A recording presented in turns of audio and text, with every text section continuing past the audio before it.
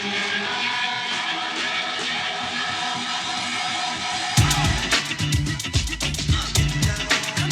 we say to America is be true to what you said on paper. The faith, the devotion, which we bring to this endeavor will light our country and all who serve it. By any means necessary.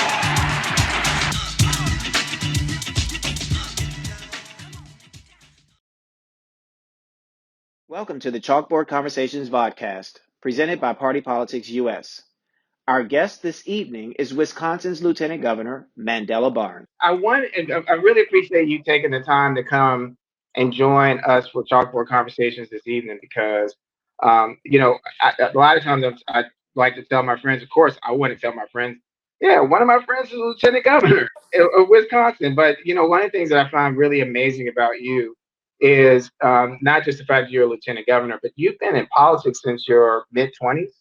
Mid-20s, yep. And, I just wondered, what got you, first off, what were you like as a kid? Did you always want to go into politics? And then what made you take that step to run for office? Yeah, so I can't say that I always wanted to be in politics when I was a kid. I wanted to be a football player when I was young, to be quite honest with you, man. I thought that I was going to have a career in the NFL, but I am also a realist. And the older I got, I did play high school football, I went all conference, but I just knew that that train wasn't going too far from the station.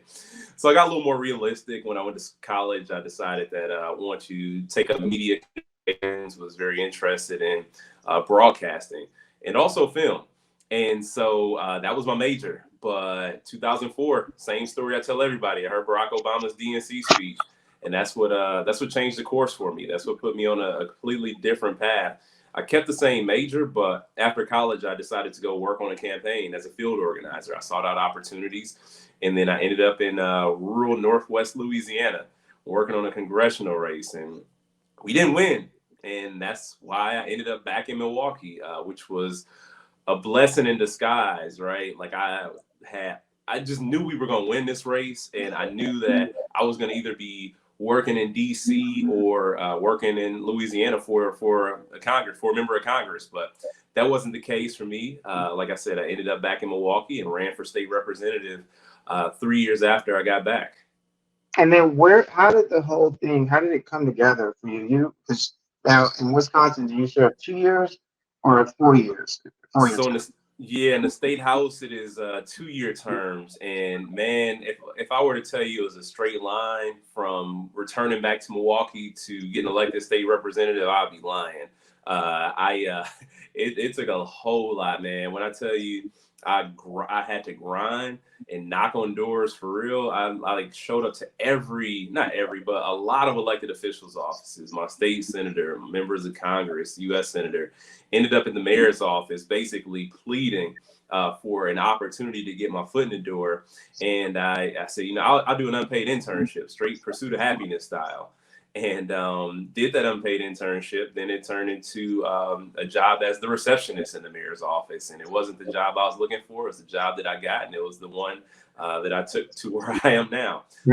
Because, you show up to meet with the mayor, you got to sit and wait for about 5 minutes. So I had a chance to meet so many different people in that position.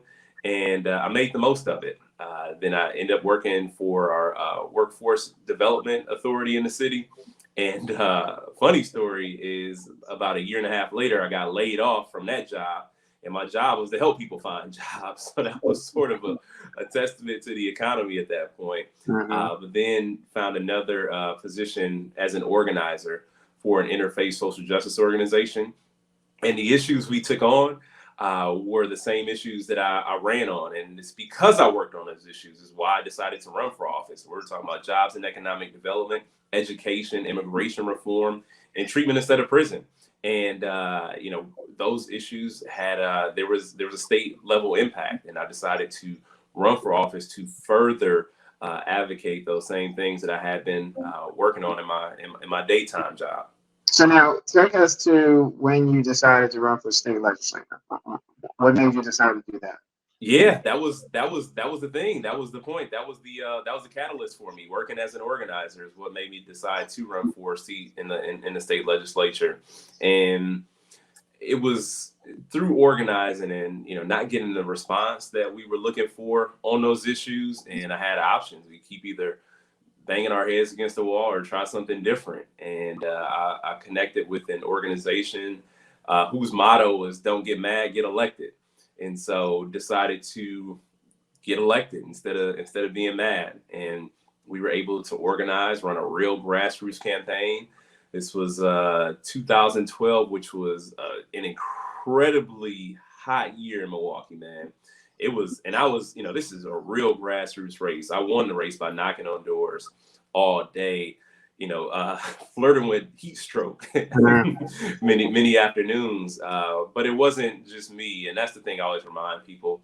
I was just talking to a classroom today. I talked to a lot of classrooms, and I always remind the kids that, look, there are going to be things you want to do in life. And the bigger that goal is, the more you need to realize you're not going to be able to do it on your own.